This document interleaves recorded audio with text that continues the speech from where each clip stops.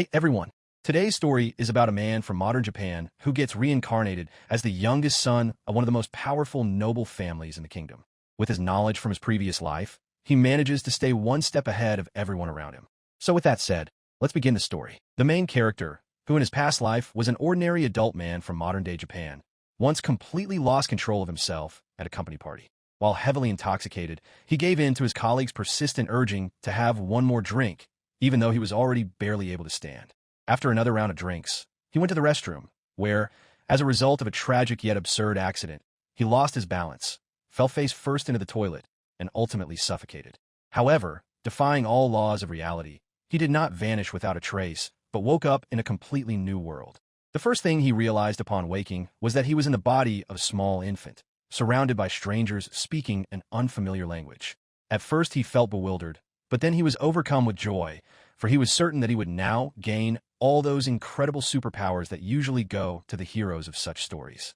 However, his hopes were quickly dashed, because he had no skill system, no magical power, and no convenient interface to help him. What's more, he didn't even possess the beginnings of any gift, except perhaps for a slight strengthening of his own body. After looking around and realizing what kind of world he had ended up in, the protagonist fell into a state of utter despondency, since instead of cozy, modern-day Japan, he found himself in a medieval aristocratic society. In this world, he was given the name Serfel and became the third son of the House of Heiburg. His father turned out to be the Duke of Heiburg, a complete misogynist and utter scoundrel who despised women and made no secret of it, publicly displaying his contempt for his own wife. Serfel's mother was the Duke's second wife, and, as such, found herself in an extremely humiliating position. Already powerless, she was constantly subjected to ridicule and oppression by her husband and other members of the family. Serfel, as her son and third in line to the throne, also found himself without any favor. With great difficulty and under the threat of punishment, he and his mother were literally struggling to survive in this hostile environment, where the powerful did not consider them human. In the early days of his new life, Serfel carefully tested his abilities, hoping to find at least some loophole that would allow him to become stronger and survive in this cruel world. He expected that some system would soon activate or that his magical potential would be unlocked. But none of that happened. His only real asset turned out to be his appearance. He was born an incredibly cute and handsome child. This was thanks to his mother, who was a very beautiful woman. Serfel quickly realized that, lacking physical strength or magic, he would have to rely on cunning and use his charm to win over those around him. He started small. He began to win the trust of the servants assigned to him and his mother. Gradually, they began to warm up to him, and soon he had made them his loyal allies. Feeling that he now had at least some support, Serfel decided to take the next step. He made his way to the Duchess, and, seizing the moment when they were alone, whispered a seditious thought to her. Wasn't their father being too cruel, and wouldn't it be better for them to consider their future without him? Several years passed. Life in the ducal household gradually returned to normal, but the most significant event occurred unexpectedly. Duke Heiburg, who was known for his extremely dissolute lifestyle and constant extramarital affairs, contracted a serious illness from one of his mistresses. Treatment was of no avail, and soon the head of the family passed away. Serfel stood aside and watched as the hearse carried his cruel father's body away, and on his face one could see only a smirk, not grief. The Duke's death completely altered the balance of power in the household. The title and all authority passed to Serfel's eldest brother, who, fortunately, turned out to be quite competent. It was thanks to this brother and his own efforts that Serfel was able to enroll in the Royal Academy. He is now 13 years old and a student in the middle division of this prestigious institution. However, at the moment, he is attending the senior class graduation ball for the upper division, to which he was invited as a representative of the high nobility. As the third son, who leads an idle and carefree lifestyle, he is sometimes forced to attend such formal social events because his status demands it. Serfel settled into a corner, enjoying the refreshments and the sounds of the music, and felt completely content with his life, which he had almost entirely provided for himself. Nevertheless, a slight unease lingered in his thoughts. He understood that, despite his successes, he had one obligation. Sooner or later, he would have to leave his family home and start an independent life. This meant that at such balls, he would need to look for a suitable bride and build relationships with other aristocratic families. However, his thoughts were suddenly interrupted by a loud scandal that erupted right in the center of the ballroom. Crown Prince James Elsirium, an arrogant young man with a haughty demeanor, announced to everyone present that he was breaking off his engagement to Alicia Salem. He immediately leveled a grave accusation against her. that she had allegedly slipped poison into St. Meryl's drink. Moreover, Prince James did not stop there and hastily announced that he now intended to marry St. Meryl herself, thereby turning the breakup into a public humiliation for his former fiancée. Alicia was utterly shocked upon hearing these words. At first, she couldn't utter a single word, but then, gathering her composure, she tried to defend herself and explain that this was some kind of monstrous mistake. However, Prince James had no intention of listening to her, coldly cutting her off by saying that he had witnesses who had seen her commit the crime with their own eyes. At that moment, the room came alive and witnesses began to step forward. One after another, the girls came to the front and dramatically recounted how Alicia had pushed St. Meryl or tried to poison her. Serfel, who was sitting off to the side and watching the scene closely, very quickly grasped the true nature of what was happening. He knew full well that the Salem family, to which Alicia belonged, had always been at odds with his own lineage, the House of Heiburg. These old-fashioned aristocrats tried to humiliate his family at every opportunity. Thus, for Serfel, this situation was not a tragedy, but a blatant, foolish farce staged by the arrogant prince and his henchmen, who had slandered an innocent girl. From the very beginning, Serfel had no desire to help Alicia. Torn between the desire to stay out of it and the duty to act, Serfel nevertheless decided to intervene when yet another witness began recounting yet another batch of ridiculous details. He slammed his plate down on the table, drawing everyone's attention, and he strode resolutely toward the center of the hall. Approaching the prince and his entourage, he bowed respectfully, apologizing for causing a commotion in the middle of such an important event, and politely asked them to make way for him. Prince James, annoyed by the interruption, rudely asked who he was. Serfel, with the most charming and innocent smile, introduced himself as the third son of the ducal house of Heiburg. He did not immediately launch into accusations, but first officially congratulated the prince on graduating from the academy, and then offered a formal bow on behalf of his entire family. But his next statement was a real bombshell. Serfel politely, though with a mocking edge in his voice, thanked the prince for such an entertaining farce. He remarked that, as the youngest student, he had been extremely curious to watch this well-rehearsed performance. Prince James was enraged by such a comparison. He flushed with anger, for no one had ever dared to call his actions a performance. But Serfel didn't stop there and moved on to the most important point. He coldly and clearly pointed out the fundamental problems with the prince's actions. He reminded him that Alicia, though humiliated, was still the daughter of the Duke of Salem, one of the most influential men in the kingdom. And if the prince were to publicly destroy her reputation now, the Duke of Salem would be unlikely to support the coronation of such an arrogant young man. Moreover, Serfel added with a smile that, according to rumors, figures such as the son of the commander of the Order of Knights, the chancellor, and the archbishop were backing the prince. James was taken aback, because he hadn't expected such a powerful and damning blow from a mere freshman. The confidence in his eyes wavered instantly, and he fell silent, not knowing how to respond to these words. Taking advantage of the heir's sudden confusion, Serfel turned to the distraught Alicia. He whispered that everything would be all right and gave her some advice. He convinced her to call off the engagement for her own peace of mind and for the good of her entire family, if she no longer had any feelings for this cruel prince. Alicia looked at this 13-year-old boy in complete bewilderment. She didn't understand who he was or why he was helping her, but she sensed incredible strength and confidence in his words. Alicia, following his advice, declared loudly in a trembling voice that she accepted the breakup of the engagement. However, she immediately raised her right hand to her chest and swore in the name of His Royal Majesty that she had never caused any harm to St. Meryl. The girl cried out that this was a complete lie and that she had definitely been pushed down the stairs. Watching her reaction, Serfel realized that simply convincing the girl to accept the breakup wasn't enough. If he were to directly stand up for her now and start arguing with the prince, it would provoke even greater anger from Duke Salem, which he did not want at all. Therefore, he decided to resort to a ruse. He would step aside, allowing his house of Heiburg to take the brunt of the blow. To gently guide the young woman away from the center of the scandal, Serfel asked loudly, so that the entire hall could hear, if there was any noble gentleman who would escort Lady Alicia to her chambers. The crowd fell silent. The aristocrats exchanged glances, but no one dared to step forward. The silence lasted several seconds, and it already seemed as though no one would come forward. But suddenly, a tall, slender young woman with long, flowing silver hair stepped forward from the crowd. In a confident voice, she declared that she would take it upon herself to escort Lady Alicia. Serfel, who had been about to do just that himself, raised an eyebrow in surprise at the sight of the stranger, but quickly realized that his plan had worked out even better than he'd intended. Alicia, still in shock, silently followed her silver-haired savior. They stepped away from the crowd, leaving Serfel standing alone. Once they were out of earshot, the high school senior briefly but confidently explained to Alicia that she had been sent by someone who genuinely wanted to help her in this predicament.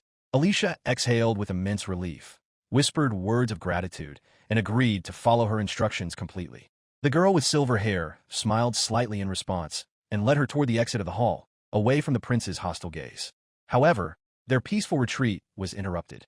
A loud, commanding shout rang out from the crown prince's entourage. One of his attendants stopped them, ordering them to stay put, and defiantly shouted that Alicia was a criminal and had no right to leave the hall. Serfel spun around sharply at the shout, instantly assessing the situation. He realized they wouldn't be allowed to leave just like that, and that this scandal was only just beginning to escalate. When one of Prince James's aides loudly shouted the order to seize Alicia, accusing her of a crime, the protagonist declared that if the people from Duke Salem's faction didn't protect Ms. Alicia, it would be the end of them. This shout threw the prince's entourage into chaos, causing them to hesitate for a second. Taking advantage of this delay, Serfel noted to himself that Alicia had managed to slip out of the hall with the stranger, and that was perfect. As soon as the members of the prince's faction realized that Alicia had escaped, they immediately redirected their aggression toward whoever had helped her get away. One of the prince's escorts shouted loudly that this man had aided a criminal, and he ordered Serfel to be seized, reaching out his hand toward him. But members of the Heiburg faction pinned him to the floor. The man asked if the boy was all right. Serfel replied that he was and asked that the detainee's hand be restrained. The protagonist believed that Prince James's faction was too foolish to have expected the Heiburg faction to stand idly by. Prince James, who was standing a short distance away and had heard every word, asked Serfel furiously, "Do you really dare to speak out against the royal family?" Serfel, without the slightest hint of embarrassment, retorted that he was not opposing the crown prince at all, but was merely trying to defend himself against the false accusation leveled against him.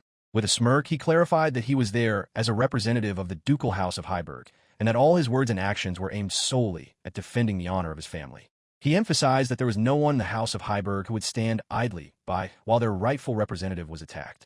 At the same time, Serfel noted to himself that the people surrounding the prince were utterly incompetent and did not even realize that they were acting against the most influential factions in the kingdom. While the prince and his entourage remained bewildered, Serfel decided that the time had come to lay his cards on the table. He declared that, as a representative of his house, he had received something special for this evening, and although it had been a bit premature to speak of it, now was the most appropriate moment. With these words, he raised his hand, and in his palm appeared a small but extremely important token, a silver earring bearing the coat of arms of the ducal house of Heiburg. It was a seal that the head of the house always entrusted to his representative, thereby granting him full authority to make decisions. The crowd gasped, and the prince and his entourage froze, realizing that Serfel had not merely a voice, but real authority to act on behalf of the entire duchy. The appearance of this symbol instantly shifted the balance of power. Now the prince's entourage realized that they had made the entire faction of the Duke of Heiburg their enemy. To cement his victory once and for all, Serfel loudly ordered the young Lady Garnet, the Viscount's daughter, the very girl who had given the final false testimony against Alicia, to step forward. The girl stepped forward in fear, expecting punishment. Serfel sternly reminded her that, as the daughter of a household belonging to the Heiburg faction, she ought to show courage rather than cowardly participate in slandering innocent people. When she tried to speak up and confirm her claim that she had seen Alicia push St. Merrill into the fountain, Serfel abruptly cut her off, ordering her to be silent. He then turned to Prince James and, with cold politeness, asked him to refrain from speaking, pointing out that this witness belonged to his own faction and that he would not allow his people to be used for dirty games. Serfel did not stop there. He noted that Alicia, the daughter of the Duke of Salem, had already sworn an oath in the name of His Majesty the King. And if the words of the prince and his witnesses were true, then let them, in turn, swear by the king's name that they were not lying.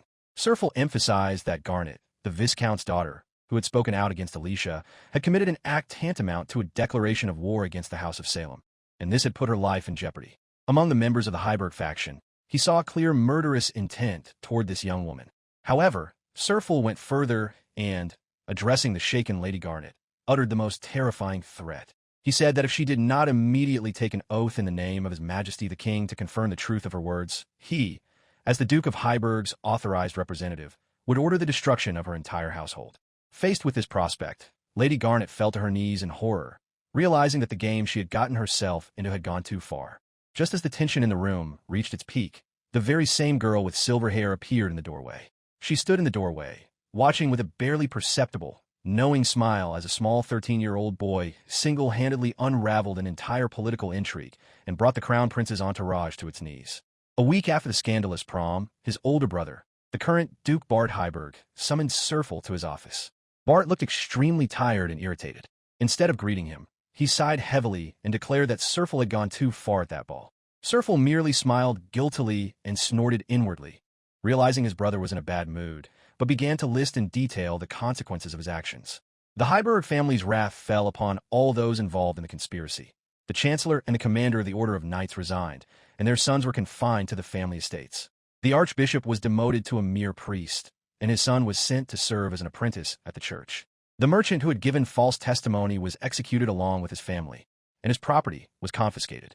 The harshest punishment befell Lady Garnet, the Viscount's daughter who had slandered Alicia. Her family voluntarily relinquished their title, forfeiting their nobility, and the young woman herself was exiled to a church, where she would serve God for the rest of her days. Serfel listened without a shred of pity, realizing that this was merely the price for foolishness. Bart then turned to Prince James's fate. He explained that if the engagement to Alicia had gone through, the prince would have received the status of heir and the full support of the House of Salem immediately after graduation. However, because of the scandal, he lost everything. Serfel remarked that James had imagined himself as the crown prince too soon and had forgotten that the crown requires a serious approach. Propping his cheek on his hand, Serfel speculated that the prince's mother had her own secret motives for this marriage, which ultimately failed. Now that both Salem and Heiburg have declared they will not support James, his fate is sealed. Serfel remarked with a smirk that soon the prince would most likely have to serve in the church as well, following in the footsteps of his former lover, St. Merrill. A weary Bart asked why Serfel was constantly creating such huge problems. The protagonist retorted, asking what more he could possibly expect from a 13-year-old child.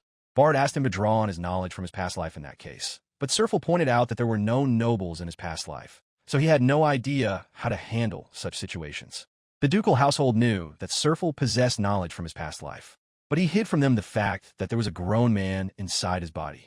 He claimed that he only had some vague fragments of knowledge. But even questionable knowledge from modern Japan sometimes proves useful. After all, ever since Bart became Duke, the Heiburg family's fortune has only been growing. Bart then shared that, due to the endless arguments after the ball, he hadn't slept for 3 days and had spent a full 8 days in the monster's lair. Serfel approached his older brother and said with a smirk that Bart really was a sufferer, then offered to massage his shoulders. The protagonist suspected that there were many in the palace who looked down on Bart, and he considered such people fools, since Bart was the Duchess's son and had received an elite education. On top of that, he had Serfel's knowledge of modern Japan. Serfel remarked with a sly smile that in a couple of years, everyone would have to bow their heads to Bart anyway, so it was time to get used to it. Bart brushed it off, but a flicker of alarm crossed his eyes, for he knew his younger brother wasn't joking. Bart explained that the Duke of Salem had been so favorably disposed toward him that he had almost mistaken him for someone else. Serfel replied that this was actually a very good thing. But Bart added that the Duke of Salem had declared he wanted to marry Alicia off to him. Serfel smiled and remarked that it seemed he could congratulate his older brother on that. After all, Serfel had met Alicia yesterday. He noted that she was a wonderful young woman who had quickly grasped their plans. Bart asked what exactly Prince James had found so objectionable about her. After all, he'd only spoken with her briefly, but he'd already realized she was a wonderful girl. Serfel honestly replied that he didn't know, but suggested that James simply liked those who quickly succumbed to his influence. He added that his honesty had worked in their favor, and now Heiburg and Salem would be able to work together. However, at the end of the conversation, Bart revealed that the royal family had demanded Serfel's extradition to face punishment. The protagonist exclaimed with feigned horror, "Are they really going to execute him?" Serfel realized that, even as a representative of the Duke, he had committed an act that humiliated the first prince, and thus made a mockery of the royal family. However, Bart calmly objected. He said that if they executed Serfel, it would be a direct declaration of war between the House of Heiburg and the royal family, and he would not allow that to happen. Bart added that he had threatened them. He said that if Serfel hadn't resolved the situation, Salem's hatred would have been directed not at the crown prince, but at the entire royal family, and would have been far stronger than it is now. Bart had no intention of betraying his own brother, as the royal family wanted him to. Serfel looked at his brother in surprise and remarked with a slight smirk that the king and the royal nobility already hated them. Serfel had heard that the king didn't have much affection for the crown prince, and that James's mother was merely a royal concubine with very little support from her own count household. That was precisely why James had been betrothed to Alicia.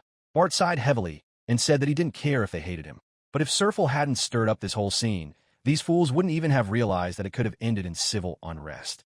Serfel had told his older brother how the aristocratic societies had ended in his past life and about modern ideas, which is why he can't stand the current, talentless King Bart. It is precisely because the young lady Alicia lacks the knowledge of her past life that she was able to swear an oath to this incompetent king. Serfel smiled and suggested an ironic solution, to announce that he had died of poisoning so that it would all be over. But Bart, rolling his eyes, retorted that this would only create more work and problems. And he reminded him of a recent royal decree issued on the very last day by this incompetent king. It turned out that when Bart refused to hand Serfel over, the king issued this decree in response, one that could not be revoked unless something extraordinary happened. Bart explained irritably that, according to this decree, if Serfel did not find a bride during his studies, he would be forced to join the second princess's family as her husband, which meant a complete loss of freedom and placing himself under the control of the royal family. Serfel was so taken aback that he nearly fell to the floor. He realized that finding a bride would be a disaster, since he was the third son, and even if he proposed an engagement to a suitable young woman, she would refuse him. Bart replied that this would only be possible if it were a family that wasn't afraid to incur the king's wrath. Bart pointed out that the ducal and marquisal houses were already forbidden from entering into an engagement with Serfel, and among the highest nobility, there would surely be houses willing to risk the king's disfavor for the sake of an alliance with Heiburg. But houses of the middle class and below simply lacked the power to go against the royal family. Serfel pleaded, suggesting they announce his death again or come up with a new ruse. But Bart stood up abruptly and ordered him not to give up his noble status so easily. Serfel sank heavily to his knees, acknowledging that he was merely the third son, whom the royal family had already set their sights on. Bart replied that if their mother were here, she would have come up with something, but the royal decree had already been communicated to most of the houses. Serfel asked, "What about the Heiburg and Salem factions?" Bart replied that they had been strictly forbidden from interfering. Moreover, the nobles present in the hall at the time had also opposed it, apparently out of fear that their ties to the House of Salem would become too strong. The protagonist asked if they would try to kill him in that case. Bart replied that the Duke of Salem had sternly warned the royal family that if they dared to kill Serfel, who had saved his daughter, a cruel fate would befall them. And in that case, the House of Heiburg would be the first to storm the royal castle. Having calmed down a bit, Serfel remarked with some embarrassment that his older brother often said things that warmed the heart. Bart reminded him that the Heiburgs were a strange family, where everyone, except their late father, considered one another to be truly dear family. Bart admitted that he especially valued Serfel, for the entire ducal house was ready to rise up in revenge for his sake. The protagonist realized that what he had once planned for his mother's sake had now turned the Heiburg household into a single, close-knit family. With a smile, he promised he would try to find a bride. Bart said he would try to bring his mother back home. He asked Serfel to keep a low profile and stall for time until then. The protagonist asked that this be kept a secret from his mother, and Bart agreed. The protagonist thought of his mother, who had left with the former duchess and was still quite young, only 28 years old. Serfel was absolutely certain he didn't want to disturb her, since she had been his older brother's first love, and even if he himself were to die, he knew his brother would surely protect her until the very end. Serfel's mischievous smile returned. He clenched his fist, his eyes flashing, and declared that he had a full 5 years to spare, and he was sure to find a way out of this somehow. Serfel, the third son of the House of Heiburg, was forced to face a harsh reality that turned out to be far darker than his naive expectations. After talking with his brother, he realized he was in big trouble. At the academy, everything seemed business as usual. Students greeted one another, classes proceeded as normal, but Serfel himself felt like an outsider, backed into a corner. He sat on a bench in the schoolyard, clutching a sheet of writing paper in his hands, and reflected bitterly on the hopelessness of his situation. The impact of the royal decree turned out to be far greater than he had imagined. The high nobility still greeted him normally, but the lower nobility, fearing the wrath of the crown, simply avoided him. And he realized that at this rate, not only would he never find a bride, but he wouldn't even be able to talk to anyone. Although his older brother had told him he had a full 5 years to spare, Serfel realized that, due to the harassment from the royal faction, there was nothing he could do. The situation seemed hopeless, and he didn't know what to do next. Just as he was lost in his gloomy thoughts, a calm voice sounded from behind him. A girl had noticed that he was saying troubling things. Startled, Serfel let out a frightened cry, and he spun around abruptly. Standing before him was that very same tall high school senior with long silver hair, the one who had pulled Alicia away from the prince at the prom. Serfel recognized her instantly and breathed a sigh of relief. The girl asked with a smile if he minded if she sat down next to him. Serfel nodded in surprise. Then he asked her if she'd managed to win Duke Salem's favor. The girl realized he was getting straight to the point. She explained that she had merely escorted Miss Alice to her carriage. After all, even if someone knew her, riding with him in the same carriage would be going too far if they weren't close. And in that situation, Alicia felt nothing but unease. The protagonist realized that this girl was a student at the academy, and she was wearing the uniform of the upper division. The girl explained that when she returned to the hall, Serfel was ruling there like a demon lord. However, in her opinion, he hadn't managed to accomplish anything regarding his own affairs. Serfel let his shoulders slump wearily. He admitted to her that his situation was hopeless. The girl realized that the royal family had set their sights on him, and that the two ducal factions had cut him off. He urgently needed a bride. If he didn't find one before graduation, he would be forcibly married to a member of the royal family who hated him. The protagonist added irritably that from the outside, the situation looked even worse. However, the girl remarked with unexpected warmth that he was surprisingly calm for someone whose important plans had just been read aloud. Serfel laughed and said that there was nothing scary in his notes, only his current situation. Even if this girl is an observer from the royal family, it won't hurt him. The girl smiled and said that he looked funny when he said he was in trouble but wasn't panicking at all. Serfel was surprised that she called him funny and said that if he'd managed to make her laugh, he was already satisfied. The protagonist suspected she was the heiress to some noble house, but he could only recall well-known nobles and people from his own faction. So no matter how hard he searched his memory, he couldn't figure out who she was. The girl asked him directly what he planned to do next. After all, he'd arranged everything so that the blow would fall on him, not his brother. Serfel looked at her admiringly and praised her for her insight. He said that their conversation had turned out to be unexpectedly interesting. He noted that with two influential ducal houses in power, the royal family would not act rashly. The protagonist laughed and remarked that they had, after all, avoided the worst-case scenario, and that the most peaceful solution from here on out would be to quietly disappear. The girl realized that as long as the royal family and their entourage kept their attention fixed on Serfel, the ducal house would continue to grow in power. The protagonist noted that it was quite convenient when others said in advance exactly what he wanted to say. Serfel replied that she could tell the royal family this, since by that time he would already be considered dead anyway. The girl shook her head and said she wouldn't do that. After all, it would be too wasteful to reduce such a sweet and capable child to a commoner. And she gently took him by a lock of hair. The protagonist realized that a very dangerous person had taken an interest in him. Suddenly, the girl addressed him by name in a completely calm manner. She didn't beat around the bush and directly offered him a place in their Margrave house of Arist as her husband. Serfel was taken aback for a moment, but quickly regained his composure and asked her to wait a little while so he could process what he'd heard. In his mind, he feverishly weighed his options. This woman clearly belonged to neither of the two ducal houses nor the royal faction. Margraves also belonged to the highest nobility, though they ranked below dukes, but an engagement with such a house was entirely possible. Furthermore, the fact that she knew his name lent additional weight to this proposal. The warlike ruler remarked that, since he was studying at the academy, he must know about the Margrave house of Arist. The boy mentally reviewed everything he knew about that family. It turned out that the family was warlike and defended the eastern borders of the kingdom of Elsilium against neighboring countries and nomadic tribes. They took pride in serving not the king, but their country itself. The current head of the house was a woman who, according to rumors, had single-handedly routed the nomadic tribes without sustaining a single wound. The royal family tried to recruit her into the guard, but she refused, and they considered this a humiliation. And when they sent 100 knights after her to capture her, she single-handedly routed the entire contingent. Serfel also recalled that this woman had become famous for a bold statement. If the king did not understand what it meant to defend the country, then she herself would go and cut off his head. This statement spread throughout the kingdom, and from that point on, the king came to be regarded as a mediocrity. The protagonist asked if they wished to trade with the House of Heiburg. The girl smiled and replied that he had caught on quickly.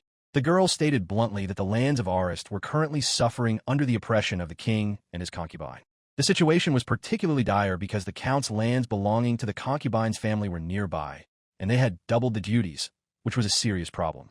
The protagonist quickly grasped the essence of her proposal. He noted that if a neighboring country were to break through the lands of Arist, the count's estates belonging to the king's concubine would be the first to bear the brunt of the attack.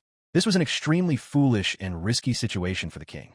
Serfel smirked and suggested that perhaps the mediocre king had already turned into a fool of a king, since he had allowed such a thing to happen. The young woman clarified that the House of Heiburg's future plans called for a union with the House of Salem, and this would inevitably lead to a conflict with the crown. She emphasized that the Heiburg territories did not border the Salem territories on the map, whereas the lands of Arist did border the Salem territories, and all of this formed a dangerous chain. However, if the engagement goes through, it would allow Serfel to gain reliable protection from House Arist.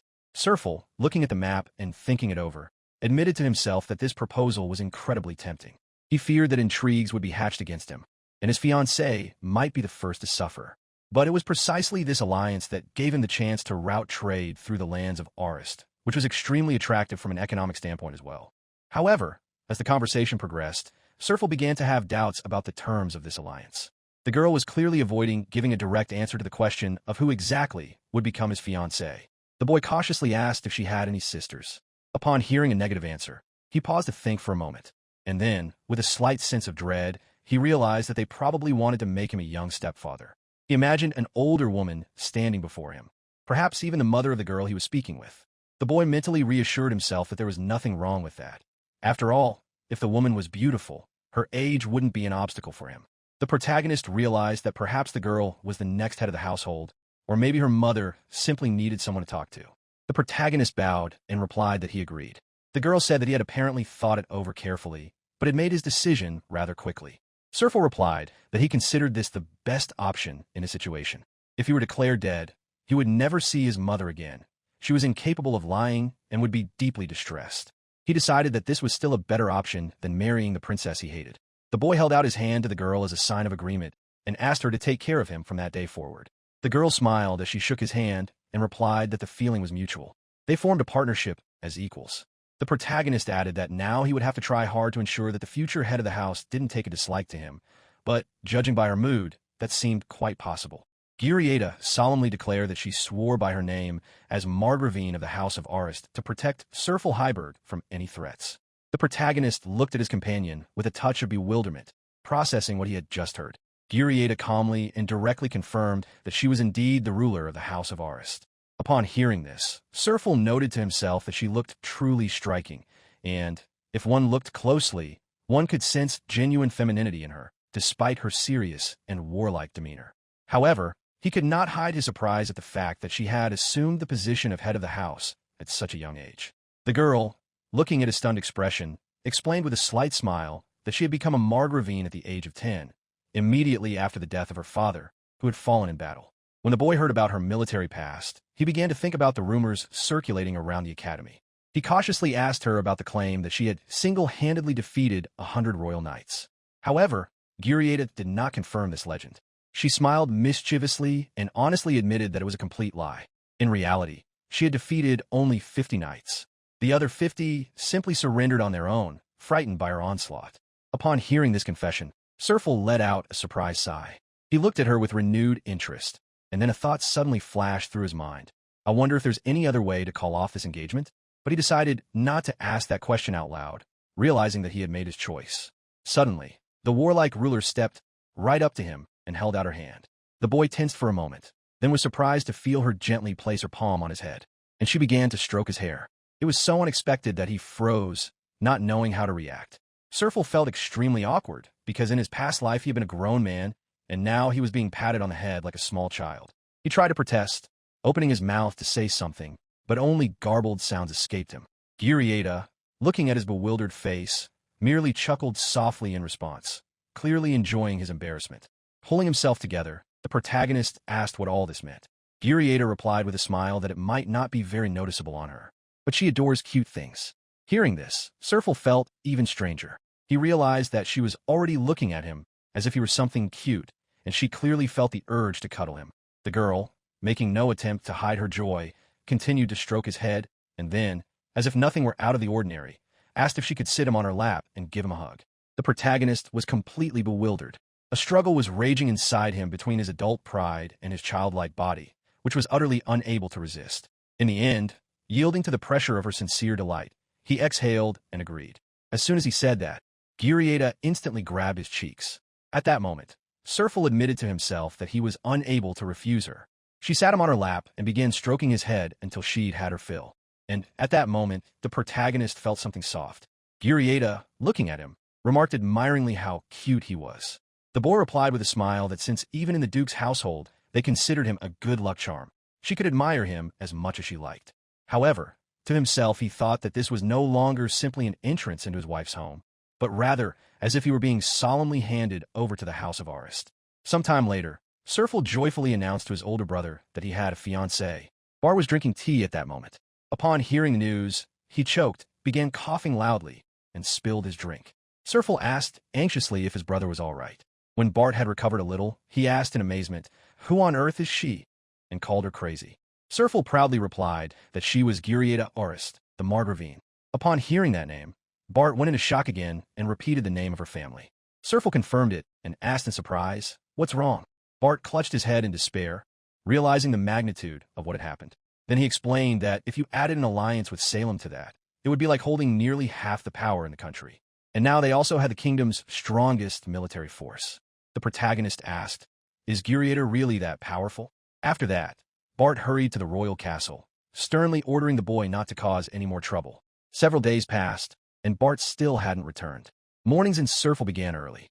He woke up in his bed, stretched contentedly, and yawned. The boy thought that, as a nobleman, he could, in theory, sleep in until a maid woke him up. Walking over to the window, he pulled back the curtains and noticed that the weather was nice. However, a loud knock on the door suddenly startled him. A commotion began outside the door. The maids were arguing loudly about whose turn it was to wake their master today. One shouted that she had already gone in yesterday, so it was her turn today.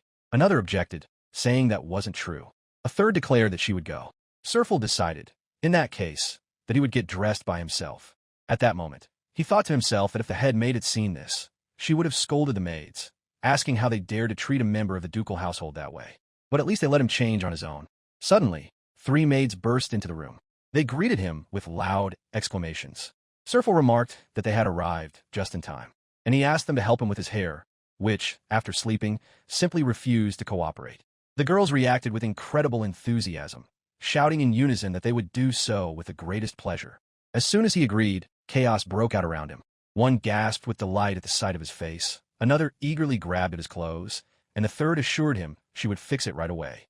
The protagonist smirked to himself, fully aware that the only reason he was getting up so early was these crazy maids' desire to pounce on him as soon as possible.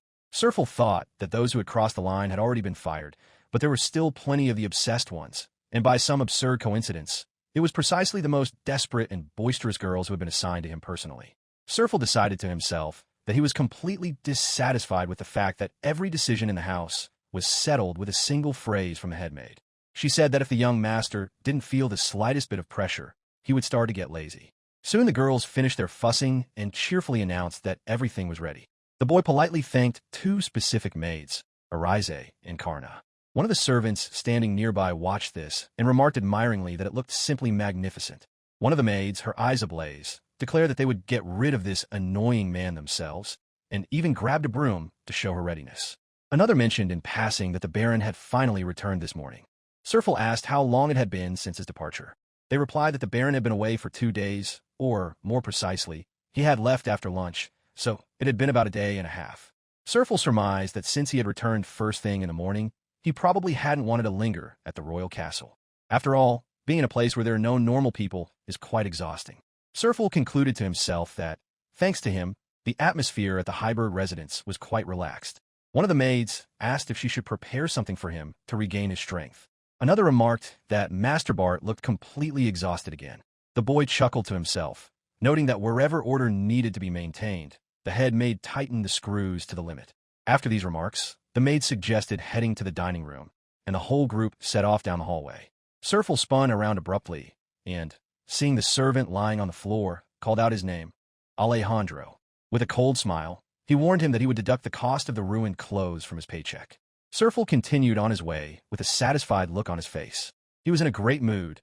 He decided to have breakfast with his older brother, just like a real family, and, humming to himself, he headed toward the dining hall. Bart was sitting at the table looking utterly exhausted, holding a spoon over his plate.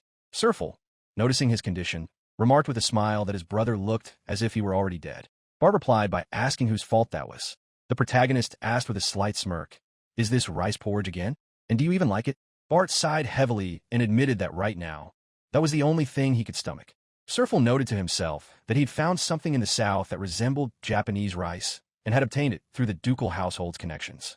He added that this dish had been a real lifesaver for his older brother, whose stomach had become completely weakened from stress.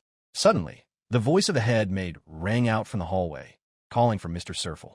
Upon hearing this, the boy flinched sharply and let out a frightened cry.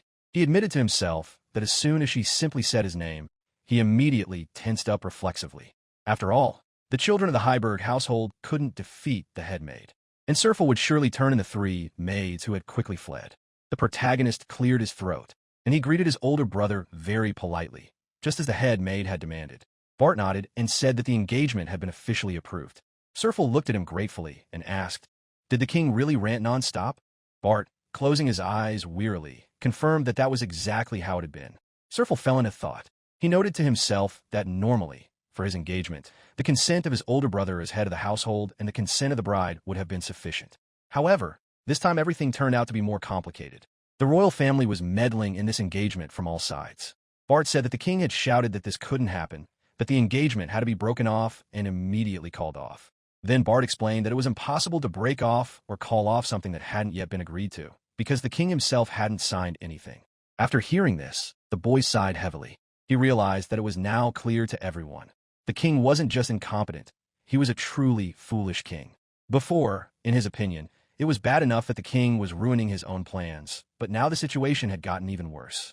It was precisely this foolish king who was supposed to give final approval for the engagement, but he stubbornly refused, declaring that he would not recognize it. Serfel thought to himself that if the king had simply granted his permission, it would have looked like a blessing for the union between the ducal and margrave houses, and then Heiburg would have been able to reassure Salem.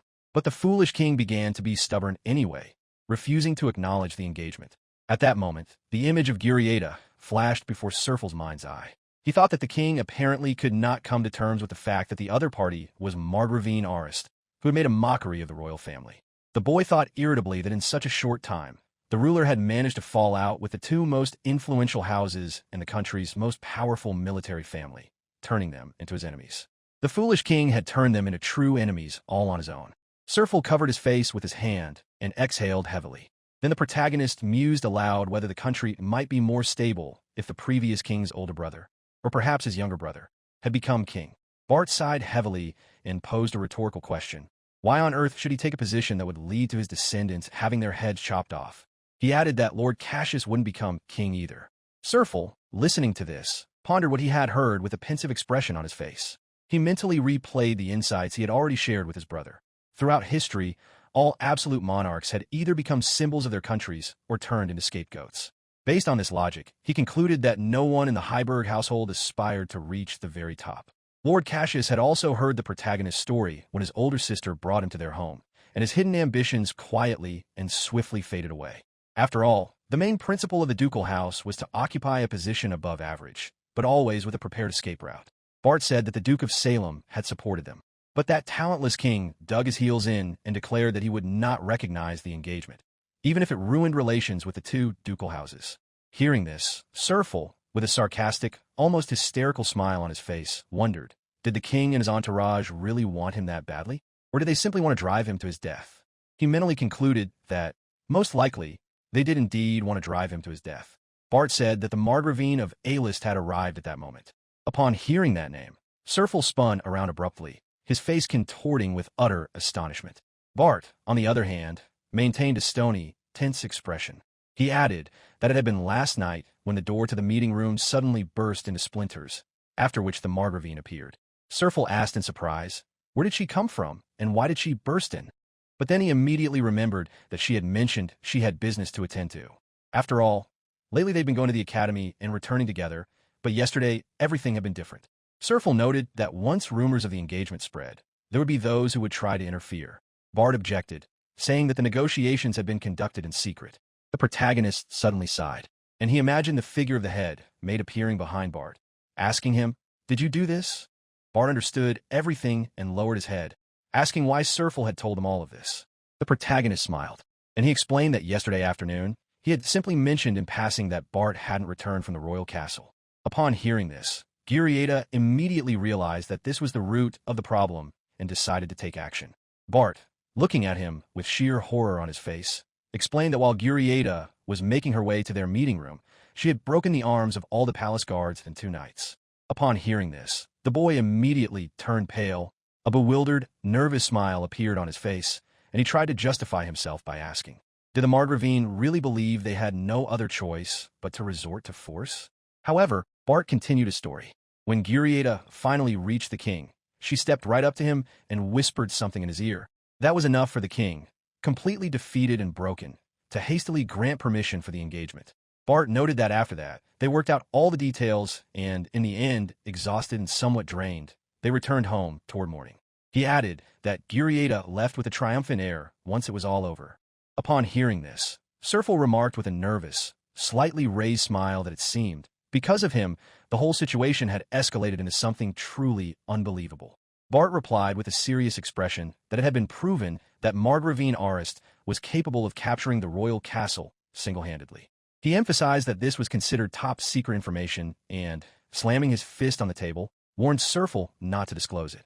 Serfel cheerfully remarked that he was a loner at the academy, and that if he were to tell anyone, it would be Gurieta herself. Bart told him to keep it to himself. Serfel reflected that the reason he was alone was due to the lingering repercussions of the incident involving the prince's broken engagement.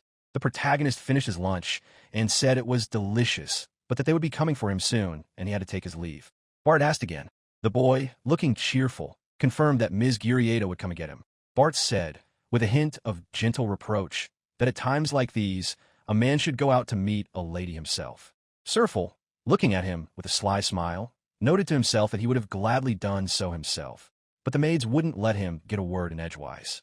Just then, a maid appeared in the doorway and announced loudly that Margravine Arist had arrived. Serfel smiled mysteriously and said that his brother would see for himself. They walked down the hallway. Serfel was in high spirits and was humming a song to himself. Bart frowned and asked suspiciously, "What exactly are you hiding?" The boy replied with a light, innocent smile that when he starts humming, it means one of two things. Either something good has happened, or he's about to deceive someone or send them to hell. The main character smiled and asked, "Can I really hide anything from my older brother?" Suddenly, Bart grabbed Serfel by the collar, lifting him off the floor. The boy screamed in fear, demanding to be let go immediately. At that moment, the senior maid standing nearby, watching the scene, calmly remarked that as soon as he was lifted by the scruff of his neck, like a kitten, he immediately fell silent. Hearing this, the boy grew angry inside. He clenched his teeth and silently vowed that all these maids would pay for their pitying sighs and for daring to take pleasure in his helpless appearance. At that moment, the protagonist realized that none of this had anything to do with the fact that his older brother could lift him with one hand. The matter lay in another realm. It was his magical power. He recalled that magical power resides within every living being, and with it, one can enhance one's own physical abilities without even releasing it outward. Those capable of releasing it outward, however, can use it as full-fledged magic. Serfel's mind drifted back to the past. He recalled how the elder Rontu, his mentor in the art of wielding magical power, had taught him. Standing with a massive stone on his shoulder, the elder had demonstrated how to increase one's physical strength. In his mind, he compared magical power to DNA, which is passed down through heredity. But, as the boy noted, this didn't yield any significant results. However, the old man quickly grasped the concept and became even stronger. Serfel added with a slight smile that, by the way, he had learned to use this power as a workout tool, channeling a current into his abdominal muscles when he tried to do sit-ups. His thoughts were interrupted when he found himself back in the hallway. Serfel cursed inwardly, resenting his small, childish body, which prevented him from moving properly. The maids began bustling around him, adjusting his clothes and fixing his hair. Alejandro announced that the Margravine was waiting at the main entrance. Hearing this, Bart tensed up, and he realized with horror that the bride wasn't inside. He asked irritably, didn't they escort her inside and make her wait outside? Bart added indignantly that making a high-ranking aristocrat wait on the street was bad form that would ruin the entire impression of the engagement. Bart stood at the door with a stony, furious expression, his arms crossed over his chest. He was clearly dissatisfied with the situation. Seeing this, Serfel tried to calm everyone down, stating that everything was fine and that Lady Gurieta herself had chosen to wait outside. However, the servant standing nearby was so terrified he was nearly fainting. He was shaking and could barely get a word out. Bart gestured for the servant to open the doors. Hearing this order, the servant hurriedly flung open the heavy doors with trembling hands. When the doors opened, the boy froze, shielding his eyes from the bright morning light with his hand, and a look of surprise crossed his face. Standing before him was a tall, stately young woman with silver hair. She was holding the reins of a white horse. Upon seeing Serfel, Gurieta greeted him with a warm smile, remarking that he had gotten up early today. Then she turned her gaze to Bart, standing next to the boy, and politely apologized for yesterday's inconvenience. Bart replied that if she hadn't come, the king would surely have tried to sweep the matter under the rug. Girieta smiled gently and said that in that case, it hadn't been in vain that she'd gone a little overboard. The protagonist was impressed that Ms. Girieta was the first to greet his older brother, and he decided that this wasn't a formal meeting. Bart told Ms. Girieta that she could rest after her journey. The young woman laughed and agreed with him. Bart turned to the main character and asked what was wrong with him this morning. Girieta smirked and remarked that her fiancé was quite jealous. Serfel nervously brushed it off. Girieta took his face in her hands and said that was exactly right, and he even pouted. She turned her gaze to Bart and said that today they could just stick to a greeting. Bart agreed with her and said they would have a formal meeting later. In that case, Serfel said it was time for them to leave. Bart stopped him and asked, "Are you really going to ride that horse?" The protagonist smiled and replied that it was a very calm horse and that lately he'd been riding to the academy on Mrs. Girieta's horse. Bart sighed heavily and remarked that, as a duke, he should have insisted that Serfel ride in a carriage rather than on horseback. The girl replied with a smile that Serfel was simply indulging her whims. Beaming, the boy said that at least now they could ride past the crowded carriages and feel their superiority. Bart agreed with a slight smirk, but warned that if that was fine with him, he wouldn't tell anyone, though he'd have to go into more detail about it later. Having received his older brother's permission, Serfel enthusiastically tried to jump into the saddle. However, his small, childish body wouldn't cooperate at all. He groaned and grabbed at the stirrup, but all his attempts were in vain. From the outside, it looked extremely comical. Finally, he ran out of breath and asked for help, his voice filled with despair. At that moment, the maid standing behind them couldn't hold back any longer and burst out laughing. The other maids followed suit and laughed as well. Serfel, hearing their laughter, blushed with shame and anger. He thought to himself that whoever laughed, he would later play a nasty trick on them. Girieta, looking at him, remarked tenderly how cute her fiancé was, and she helped him get into the saddle. Girieta replied with a smile that she would then take full responsibility for bringing him back. Bart sighed heavily and said that he trusted the Margravine with this task. With that, she deftly mounted the horse. Serfel and Girieta rode on a snow-white horse down the street lined with the mansions of the nobility. It occurred to the boy that in this kingdom, almost all nobles began their studies at the academy in the middle division, and the route through this district was the shortest. Thanks to this, they easily rode past the carriages stuck in traffic, enjoying their freedom of movement. Serfel noticed that the ride was smoother than in a carriage, and, glancing at the horse, he realized that this was Mrs. Girieta's favorite horse, named the White King. The boy smiled and thought that perhaps the horse was trying to be especially careful around him. However, Girieta, who was sitting behind him and holding the reins, suddenly yawned, covering her mouth with her hand. Serfel turned around, concerned, and asked if she hadn't gotten enough sleep. The girl shook her head, but her face showed signs of fatigue. Girieta objected, saying that, on the contrary, she had slept well, but she still felt a little tired. Serfel cautiously suggested that it might be due to yesterday's incident at the royal castle. The boy raised an eyebrow in surprise and asked if she was tired because she'd broken the bones of 72 soldiers and knights in the castle. Girieta asked if he'd heard anything from the duke yet, and with a smile, she remarked that she'd gone a little overboard, which was why she'd gone to bed early, but she still didn't feel fully rested. The protagonist asked curiously why Girieta had broken into the castle in the first place. Girieta, slightly flustered, began to explain. She said that the situation with the broken engagement had already settled down, but Duke Heiburg had gone to the royal castle and hadn't returned. According to her, she decided that this was related either to the country's defense or to them personally, which is why she decided to intervene.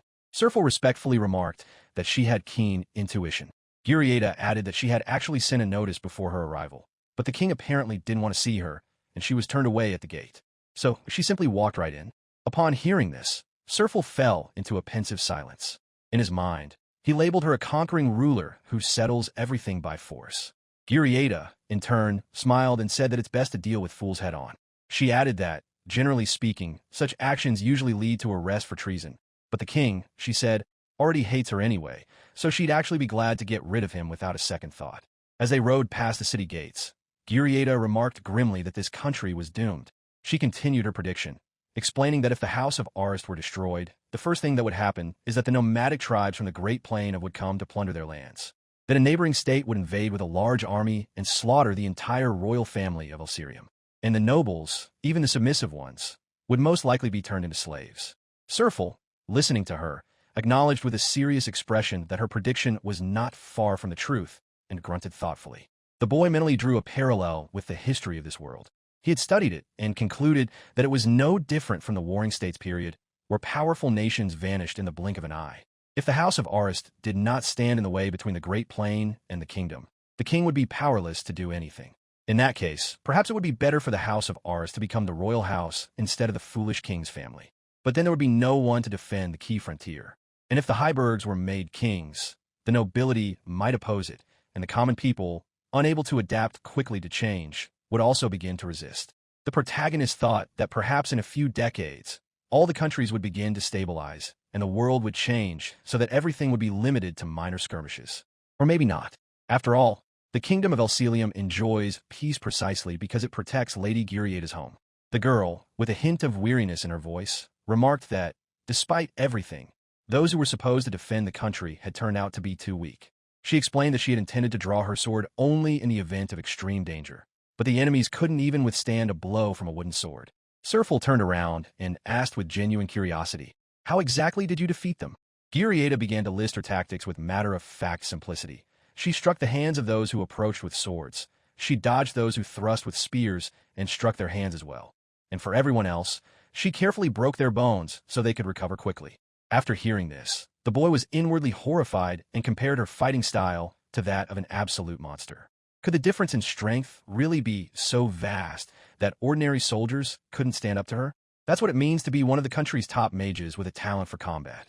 After all, while ordinary magic users only gain increased muscle strength, she simultaneously enhances her dynamic vision, reaction time, and mental agility. Serfel, filled with respect, nevertheless cautioned her not to take such reckless risks. He noted that the soldiers and knights of the nobility, who lacked real combat experience, were certainly no match for her. But in this country, there's almost nothing that cannot be achieved by force, especially with the support of her older brother, the Duke of Salem, and the Arist family. Then the boy, blushing slightly, admitted that when he'd heard about it from his older brother that morning, he'd been genuinely frightened. Upon hearing this, Girieda, with genuine surprise and a hint of tenderness in her eyes, asked him if he had really been worried about her. At that moment, the horse jerked suddenly, and Serfel, losing his balance, cried out in fright, calling her by name. Girieda held him close, trying to keep him in the saddle. The boy, slightly taken aback by the sudden embrace, muttered sheepishly that this wasn't what he'd meant and that he needed to keep an eye on the reins. However, once the horse had calmed down a bit, he noted with relief that the White King was walking calmly on his own and that he was a smart horse. Girieda, looking down at him, exhaled quietly and tenderly, and she admitted that no one had worried about her since she was a child. And that feeling turned out to be very pleasant. The main character replied that usually someone does worry about a person. Girieda, listening to him, remarked with a slight smile that she had always been the one people relied on, not the one who worried. Serfel asked what exactly she had whispered to the king that made him immediately acknowledge the engagement. The girl replied that she had offered him a choice between two options: either acknowledge the engagement, or she would destroy his vaunted guard and then cut off his head. Serfel admitted that his anxiety and embarrassment vanished in an instant when he heard her words. He added with a smile that he had imagined her as a prince who had prevented the evil kingdom from snatching him into its clutches and had rescued him from his predicament. Then a thought flashed through his mind. She hadn't saved the poor boy from a bond of servitude with nobodies, but was simply a conquering ruler who had snatched him away by force. Looking at her, standing amid the rubble with a sword in her hand and holding him in her arms, Serfel finally asked himself, didn't this already seem a bit too tyrannical? A little later, Serfel was sitting at his desk at the academy, lazily propping his head up with his hand and flipping through a book. In his thoughts, he noted that as soon as he arrived at the academy and entered the classroom, a time lay ahead of him in which there was absolutely nothing fun. He remembered that Margravine Girieda was in the upper division, while he himself was in the middle division, and so their classes and buildings were different. The boy sighed inwardly and wished it were lunchtime already. He also noticed that the academy mainly taught only how a nobleman should conduct himself, and that includes mastering aristocratic norms and manners, as well as dancing and tea parties, and almost nothing else. He reasoned to himself that for second, third, and younger sons who would not inherit the family estate, all of this was practically useless in life. That's why those who think about the future skip classes and join a knightly order or the army. But there are few who want to become civil servants. Usually, these positions are filled by the eldest sons who have inherited titles. As for the younger brothers, who might threaten their titles after graduation, they're forced to renounce their right of inheritance and are expelled. He came to the conclusion that among the students, only a few would be able to remain true nobles in the future. At that moment, the instructor announced that the class had come to an end. Since this class's next session would be dance class, he asked them to proceed immediately to the designated classroom. The protagonist left the classroom, and he thought about how a straight path was forming in front of him, as if people were parting like strands of cheese. And it annoyed him that in his first year after entering high school, everyone had been behaving normally. Suddenly, a loud shout rang out in the hallway. One of the students loudly ordered another to stand still and shouted that his house was Heiburg.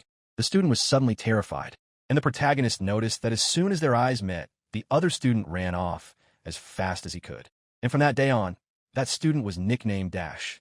The boy mentally noted that this was exactly how things looked now following the scandal over the first prince's broken engagement, and that the students were now treating him accordingly. He realized that, even though he came from an influential ducal house, they had challenged the royal family. From that moment on, the third son was labeled, "Keep your distance, dangerous." Serfel, watching the student run away, realized that the boy had fled to avoid being seen by the royal faction while also avoiding taking a stand against the House of Heiburg. The boy noted to himself that this was a necessary measure. Still, running all over the building wasn't the best option, even though he'd memorized the student's face so he could have a little fun with him later. Suddenly, the protagonist realized he was running late for his next class and dashed off. Serfel knew he needed to properly learn manners and dancing, or else he would cause trouble for Miss Gurieta. Serfel, thinking of his fiancée, once again felt the weight of his reputation. Since he was a loner, the teacher himself became his dance partner. At the end of the class, the teacher loudly demanded that they review the material. The long-awaited lunch break arrived, and this truly soothed the protagonist's soul. Gurieta noticed with a gentle smile that he had sauce on his lips. The boy, embarrassed, tried to pull away and mumbled that he could wipe it off himself, but Gurieta, ignoring his resistance, took a napkin and gently wiped his lips. Serfel noted to himself that his fiancée's sense of shame seemed to work quite differently from that of ordinary people. He noticed that she really liked to stay close to him, and so, during dinner, his place was now always on Gurieta's lap. The boy recalled with a touch of irony that at first he had suggested they sit like normal people, but Gurieta simply remained silent, her face betraying a hint of displeasure. So he decided to give in. In his mind, he compared the situation to a video of puppies he'd watched before his rebirth. It seemed she saw him as just as cute a puppy. From then on, Gurieta's lap became his permanent spot. The students around them, watching the scene, began to whisper among themselves. But the protagonist noted with a touch of contempt that they couldn't care less about other people's stares. He had already left most of his shame behind in his past life. Serfel smiled to himself, thinking that a boy with an adult man inside him was a creature who got used to shame in a matter of minutes. He came to the conclusion that his school life, without friends and with plenty of free time, had, thanks to Gurieta, not only been compensated for, but had turned into a huge plus. Gurieta drew his attention to a plate of pasta, noting that this dish had appeared in the cafeteria quite recently. She wound some spaghetti around her fork and said with a smile that it had a pleasant tang, then offered Serfel a taste, popping a bite into his mouth. The boy protested in alarm, claiming he was already full and couldn't eat any more. However, Gurieta replied with a serious expression that if he didn't eat more, he wouldn't grow. She added that he was right and that she shouldn't treat him the same way she treated the soldiers of the Margrave's army. Serfel, feeling cornered, asked again, bewildered. Gurieta replied with a slight smirk that in the army, to build up their bodies, they're forced to eat until they feel sick, and if they throw up, they're made to eat even more. Upon hearing this, Serfel asked, his voice trembling, "Did you really like that pasta that much?" Gurieta replied with an expression of delight, saying that usually the food was just salty, and everyone considered that normal. But here, she was amazed at how much everything changed because of a single vegetable. The protagonist looked at the plate of pasta. It crossed his mind that the dish Gurieta was eating right now was simply tomato sauce with salty meat, something resembling onions, and something like sweet peppers. He mentally acknowledged that it was almost like real spaghetti Napolitan. Then he thought back to how, several years ago, when he was still very young, he had harvested his first crop of tomatoes in the garden with a joyful cry, even though in this world they were grown exclusively as ornamental plants. Later, he begged the former duchess for various ingredients and recreated several dishes similar to modern ones. The boy noted to himself that this was one of the dishes he had helped popularize in the capital, since the imitation spaghetti Napolitan could be prepared relatively cheaply, so he spread the word throughout the city. Perhaps thanks to this, food shortages among the common people were at least slightly alleviated. He also understood that knowledge of his past life was kept secret from everyone except the Heiburg family, and no one suspected that he was the one behind this culinary idea. However, watching Giurietta enjoy the spaghetti napolitane, he felt the urge to treat her to another kind of pasta as well. The next moment, Giurietta noticed his gaze. With a mischievous smile, she asked if he wanted to try it after all. Serfel, waving her off in alarm, shouted that he didn't want to. Ignoring his protests, the Margravine relished finishing off the last of the pasta. With a satisfied look, she said it had all been very delicious. Glancing at the empty plates, the boy asked in surprise, "Where does all of that fit in such a slender and tall body?" Then Giurietta, noticing that Serfel was writing something down in his notebook, asked what exactly he was writing there. The boy explained with a smile that since the king had already approved the engagement, he decided to sort out their situation a bit. He added that he wasn't the type to be able to sort everything out just by thinking about it. And if he didn't write it down, he'd probably just pin all the blame on the foolish king and his concubine. Serfel, looking pensive, continued writing, musing aloud about the first prince. He noted that, apparently, the prince was a decent person, since thanks to him, his older brother had found a beautiful and intelligent fiancée, and it was precisely thanks to him that he himself had met Giurietta. At that moment, Giurietta, glancing at his notes, asked with slight puzzlement why he had written the phrase, an angel, but with a ticket to hell, next to the name of the first prince. Serfel shrugged and explained that the prince had brought happiness to serious people around him, but had brought misfortune upon himself, and that was the truth. Giurietta looked at him and remarked, with a hint of reproach, that he could be quite sarcastic at times. Serfel turned to her and asked if she knew the names of the marquis and count houses. Giurietta replied that since arriving in the capital, she'd had plenty of free time, and she knew the basics. The protagonist smiled and asked her to teach him, admitting that he could hardly remember anything unless a person made a strong impression on him. The boy thought to himself that for a former Japanese man, all these Western names were too difficult. Giurietta sighed and asked, "Who exactly do you want to know about?" Serfel listed the families of the former chancellor, the former commander of the Order of Knights, the former archbishop, and his mistress. Giurietta raised an eyebrow in surprise and asked if he was absolutely sure he didn't intend to live among the nobility. Serfel smiled sheepishly and mumbled something indistinct in reply. Giurietta, looking at him with a slight smirk, demanded an honest answer, clearly expecting a straightforward response from him. A little later, Serfel was sitting at the table, drawing a diagram on a sheet of paper. Looking at the lines he'd drawn, he mentally noted that everything was clear. Giurietta remarked that, aside from his concubine, the others had no reason to hate him, since their sons hadn't suffered nearly as terribly. The protagonist replied that many people are too soft-hearted when it comes to their children. Serfel also recalled that these people's sons were among St. Meryl's favorites who had been present when the engagement was broken off. He wondered how these sons had been raised at all, and to what extent they had been involved in the intrigues. The boy speculated that if their plan had succeeded completely, it would be unclear whose child the future king would actually be. The royal family would have been hurtling straight into a sordid palace soap opera. Giurietta reflected on leniency toward children. She said that when she was mischievous, her father would chase her around the courtyard with a wooden sword in his hands. The main character asked if she was definitely from a noble family, but then he realized they were straying from the topic, and he thought that the prime candidate for blind revenge was Helena, the concubine, especially since this girl came from a despicable family. After all, these people had already lost the moment they proved incapable of thinking about the country's defense.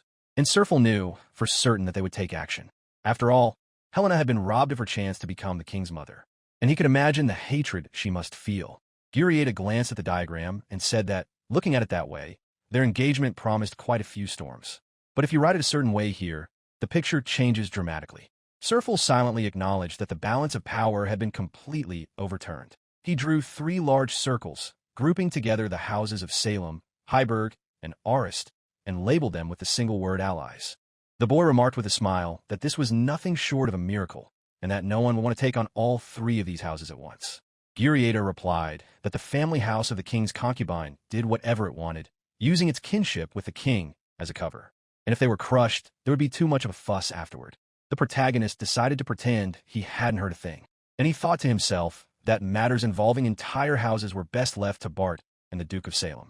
After all, parents are responsible for raising foolish sons, and in aristocratic society, this is a common occurrence. He also noted that they would pay dearly for having disgraced Lady Alicia. The boy said with a confident smile that they only had to deal with those who came after them directly. He added that there was nothing to be done about the first prince's demise, but he himself was still the cause of it all. Now for revenge, he was the most convenient target. A grim picture flashed through his mind, from petty pranks all the way to murder if things went really badly, and there were more than enough ways for trouble to strike. Girieta, noticing his anxiety, gently took his hand. With a warm smile, she said that as long as she was by his side, there would be no problems. Serfel was inwardly surprised to realize that, with the strongest bodyguard by his side, most of the danger and stress in his life had simply vanished. However, he immediately thought that being by his side, as interpreted by Ms. Girieta, sounded rather relentless, and that made him a little wary. Serfel cheerfully replied that he would stick around for the rest of the afternoon as well. At that moment, Girieta pointed to his notes and remarked that he hadn't written anything about the king. Serfel, glancing at the blank space next to the king's name, cursed inwardly. But with a smile, he said he'd simply forgotten about the king, since the king only ever does things that backfire on him anyway. A little later, Serfel was sitting on a bench, pondering his situation. He realized that once he'd analyzed his current circumstances, it became clear that the danger was very real. So he began to be much more cautious. Now he avoided places where he might be left alone and tried to stay on the outskirts of crowded areas. As soon as lunchtime rolled around, he would run to his meeting spot with Girieta. The boy thought, ironically, that the ability to sense a threat to one's own skin was a basic skill for every little boy, and who would have thought that this unpleasant experience from his past life would still come in handy. Recently, male students had hunted him down several times, but their attempts were far too naive. Prominent areas were always full of prying eyes, so they couldn't do anything. And while moving through the hallways, he easily shook off his pursuers in the crowd thanks to his small frame. Compared to the possessed maids from the Heiburg household, the presence of these enemies was as obvious as day. However, when he sat down on the bench, Girieta exhaled quietly, and Serfel noted to himself that the senior maid's presence was the only one he couldn't sense at all. Then Girieta, glancing at his sketchbook, remarked with a smile that he drew portraits well and that the drawings were very lifelike. Serfel laughed sheepishly, agreeing with her. He thought that he felt completely safe next to Miss Girieta. Now she would point out suspicious people to him, and he would look at them and draw portraits. This had become his new daily routine. All that remained was to pass these drawings on to his older brother, and within a few days, such people would disappear from the academy. However, he also noticed that, although the children of the vassal houses had recently begun returning to them, they were not friends but merely courtiers, and his loneliness still persisted. As he reviewed the documents, he noted that most of these people were, after all, connected to Helena, the concubine. Girieta wondered if perhaps her influence had also played a role here. The sheet from his older brother listed the houses and factions of the students who had voluntarily left the academy. Aside from the concubine's faction, several people were from the former chancellor's inner circle. It seemed these were the ones who had acted on their own initiative, convinced that their patron had been disgraced. Serfel remarked that at this rate, the concubine's faction would soon fall apart. Girieta leaned toward him and added that there was no end to the fools who clung to power, and they wouldn't just disappear that easily. The boy agreed with a slight smirk, adding that if he'd found one, it meant there were 10 more out there somewhere. Girieta added that it would be better to count on 100 right away. Serfel thought that if flattery could land someone a high-ranking position, there would be plenty of people willing to defect to another faction. He asked if the royal faction was keeping quiet. Girieta smiled and replied that if they knew her and still went ahead with their plans, she would even praise them for their courage. Serfel, propping his chin in his hand, mused that when their own leader's head is constantly on the verge of being chopped off, it's hard for them to make a move. But the concubine's faction is making a move anyway, and he wonders if they're out of their minds. Girieta, with a slight smirk, remarked that they were almost done with the victims. Serfel bristled and replied that it sounded cruel and that they could at least have called them the ones who were the first to enter the battlefield. Then the boy noted that for the last 2 or 3 days, no one had tried to attack him directly. He explained that the higher a person's status, the less they want to get their own hands dirty, so enemies use those lower down the chain.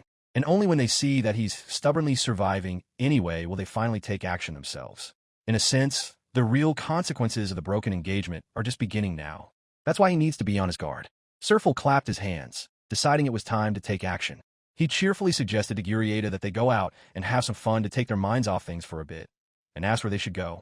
Girieta chose the theater and asked what kinds of plays Serfel usually watched. The protagonist replied that he hadn't been lately, but he'd seen the classics. All he had to do was ask the maids, and they immediately researched all the theaters in the capital. After all, now that there were fewer people at the academy who could cause trouble, he wanted to enjoy his engagement with Miss Girieta. The young woman picked up the list of productions and suggested choosing something different, something without love-hate stories or anything too highbrow. Girieta glanced at the list and asked, with a hint of hope, if they could choose a sad romance. Gyrieda leaned toward him and remarked with a mischievous twinkle in her that such stories had their own charm, and that, though you might not think so, she actually loved romantic stories.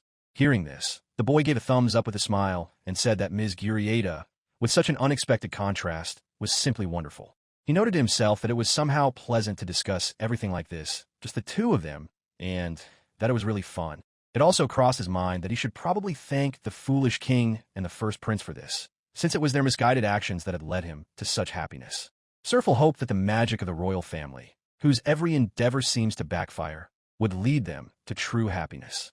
As he browsed through the playbills, Serfel noticed a production whose title he liked, Tragic Love.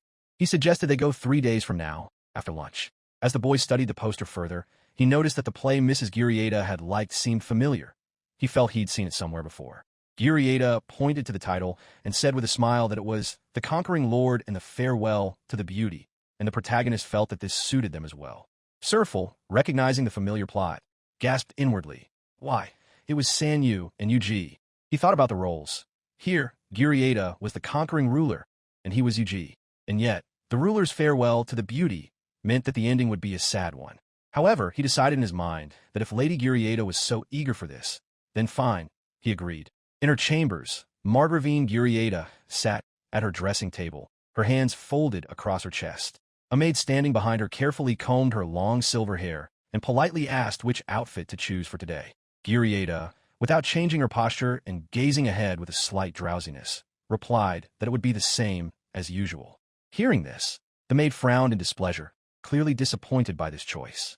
She grumbled, "How can you possibly go to the theater in everyday clothes?" And she expressed clear disapproval of Gyrieda's reluctance to dress up.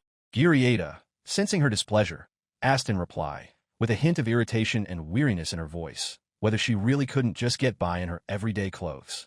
Gyrieda noted that she had intended to change before going to the theater, but it seemed her maid was unhappy about it. The maid, with a lecturing air, declared that a lady of noble birth should dress up and allow her escort to accompany her. Such was the custom. Then she gently reminded her that Mr. Serfel would surely be pleased if Gyrieda wore a dress. Upon hearing this, the Margravine, with a displeased expression, recalled that when she had to travel to the capital, this maid had followed her without the slightest hesitation. Gyrieda noted with irritation that the maid had long been criticizing her for preferring men's clothing. Undeterred, the maid began showing her various outfits, asking what she thought of this or that dress. Gyrieda, looking at the pile of fabrics, waved her hand dismissively with a heavy sigh, honestly admitting that it was too much trouble. Let everything be as usual. However, when a maid once again suggested she choose an outfit, Gyrieda relented a little and asked her to pick something a bit nicer than her everyday clothes. The maid breathed a sigh of relief and agreed. Then she added that her makeup needed to be done properly as well. Upon hearing this, Gyrieda cringed inwardly, deciding that this was too much. Meanwhile, Serfel was already standing at the gate of his house. As soon as Gyrieda appeared in the doorway, he exclaimed joyfully that she was the first person he'd been waiting for today. Then, noticing that she was leading a horse, the boy turned to the White King with a smile and suggested they settle the score from that morning. Serfel admitted to himself that, for some reason, Gyrieda exuded such tenderness. Then the boy sheepishly asked the horse to wait, promising that this time he would definitely succeed. But he lost. When they finally mounted their horses, Gyrieda explained that her maid had told her to wear a skirt or a dress, to which the protagonist suggested that perhaps the maid simply wanted to see her in such an outfit. Gyrieda replied that a school uniform skirt was one thing, but a dress seemed clearly unsuitable for her height. At that moment, the protagonist tried to push away his dark thoughts. Then he remembered that full, flowing dresses were in style right now. He decided to cheer her up and told her he would give her a dress that would really suit her. Gyrieda replied with a smile that a gift from him would make her happy. Serfel mentally pictured a dress like the ones worn by foreign actresses and thought it would definitely suit Gyrieda. However, he immediately realized that this wasn't what was currently in style and tried to explain that it wasn't like what people were wearing these days. Upon hearing this, Gyrieda fell into thought, noting that the dress should accentuate her figure and flare out from the hips. Then, with an innocent look, she asked him if he liked low-cut dresses. Serfel was horrified by this question and asked her to repeat it loudly. He realized that he had fallen into his own trap and had already let slip his preferences. He tried to justify himself by saying that it didn't matter for a man, but Gyrieda wasn't listening to him anymore. She grabbed his hand, pulled him toward her, and hugged him tightly, cheerfully remarking that he needed to see what it looked like too. Serfel cried out in desperation, demanding that she not press herself so close to him. But Gurieta just smiled, saying that this was simply the standard reaction and that he'd be coming to her house anyway. Serfel, feeling cornered, asked with a tremor in his voice if she was doing this on purpose, and he complained that she wasn't loosening her grip at all. The boy noted to himself that this interrogation didn't end until they reached the theater, and Gurieta had completely thrown him off balance. After a while, they reached the theater they were looking for. It was medium-sized, but apparently considered one of the best in the capital. Among the audience were people who looked like nobles. Suddenly, Gurieta held out her palm in front of the protagonist, and he bumped into it. She said that if he kept staring so intently, people would think he was looking for a reason to pick a fight. Serfel agreed with her. After all, in aristocratic society, a single glance is considered a challenge, and this is no different from the world of hooligans. They might even challenge him to a duel if he's unlucky. Serfel thought he was scared and that it would be better to stay close to Lady Gurieta. A theater employee offered to show them out, and Gurieta took his hand. Then, smiling, she asked the protagonist not to stray from her side. Serfel wondered if she really thought he might get lost. Of course, he was flattered, but deep down, he felt a little uneasy. As they passed by people, he heard them whispering and pointing at Gurieta. A theater employee parted the curtain and invited them inside. It was a luxurious box with a sofa. Gurieta said these were very good seats. The employee bowed and replied that they were the best seats in the theater. At that moment, Serfel smiled and recalled that he'd asked Bart to find him tickets. And, as expected, a capable man knows how to get things done. And it would have been a shame to turn down seats like these. The attendant left the box. The protagonist took in the view and the stage and exclaimed that it was impressive. Gurieta admonished him, saying that one shouldn't make such enthusiastic noises in a place like this. The protagonist remarked sheepishly that he hadn't been able to help himself. He'd gotten carried away. Gurieta patted the seat next to her and invited him to sit down. The protagonist asked, "Right next to you?" Gurieta smiled and asked, "Where else would you sit?" The protagonist thought that, normally, it should have been the other way around. He began looking around for other seats and noticed that Gurieta was smiling as if she were doing it on purpose. In the end, unable to find another seat, the protagonist sat down next to her, feeling a bit embarrassed. And Ms. Gurieta, with a sweet little chuckle, began to stroke his head. Sometime later, the final tragic scene was unfolding on stage. The golden crown fell from the protagonist's head as he was surrounded by enemies on all sides. The actress playing his beloved cried out, with despair in her voice, that the sovereigns had already faded. And now the only question remaining is, how will she go on living? Many audience members in the stalls applauded. Serfel, sitting in a box, covered his mouth with his hands, horror etched on his face. He silently acknowledged that this was outright plagiarism. When Gurieta, noticing his state, asked anxiously what was wrong with him. After all, the production had been good. He tried to calm down and politely replied that yes, it was good, and the actors had performed very well. Inside, however, he was seething. He was inwardly outraged that this was a date and they had chosen such an excellent play. But personally, he couldn't forgive the fact that the conquering lord had been portrayed as a force for good. After all, originally it was a story about how Sanyu brought about his own downfall and was defeated by Liu Bang of the Han Dynasty. But here, they turned it into a story about a king who defies an evil empire. Although it was certainly interesting, it was completely different from what she had expected to see. Gurieta remarked thoughtfully that at first the king had an overwhelming advantage, but he'd been deceived so many times that she began to wonder, was he even a normal king? She added that she'd been wondering what his subjects were doing. But in the end, when he went ahead and marched out with a small army anyway, it wasn't half bad. Serfel, upon hearing this, replied with a slight smile that she had an unusual point of view. Gurieta, smiling slightly, remarked that if she were in the king's place, she would have taken the princess and fled. The boy looked at her in surprise and asked what she meant. Gurieta replied with complete confidence that breaking through a million-strong army with one person in her arms would be no problem for her. Upon hearing this statement, Serfel asked, with a mix of despair and a slight smirk, if it were true. To which Gurieta replied with a slight smile that, of course, she wouldn't bring down a mountain, but she could probably bring a fortress crashing down with a single thrust of her spear. Serfel, sensing that he was being teased again, asked with a nervous smile, "Is that a joke or is it true?" Gurieta merely chuckled softly, then, with a sigh, politely apologized for her sharpness. At that moment, the curtain parted and a theater attendant, peering into the box, excitedly announced that there were some distinguished guests who wished to meet with both of them, and they were waiting. Gurieta, without changing her posture, ordered him with a stony face and a cold tone to turn them away. The attendant, flustered, objected that they were young, noble women. Gurieta, folding her arms across her chest, replied with complete indifference that she didn't care. The servant, completely flustered, hesitated awkwardly, not knowing what to do. Serful, upon hearing this, paused for a moment and suggested meeting with them after all. Gurieta leaned toward him and asked, with a hint of surprise, what was the matter. She then wondered if he wasn't interested in other women. The boy hastily made an excuse, saying that since they had come to see them, knowing who they were, they might as well just kill some time until they left the theater. Gurieta smiled slightly and agreed, but added that if it was only for a short while, she would see them. 3 young women entered the box. One of them, tall and confident, introduced herself as Jessica, the eldest daughter of the ducal house of Agate. The second, with long blonde hair, shyly introduced herself as Bella, the second daughter of the count's house of Dabine. The third, standing behind them and appearing to be the youngest, quietly added that she was Holly, the second daughter of the Momoto baronial house.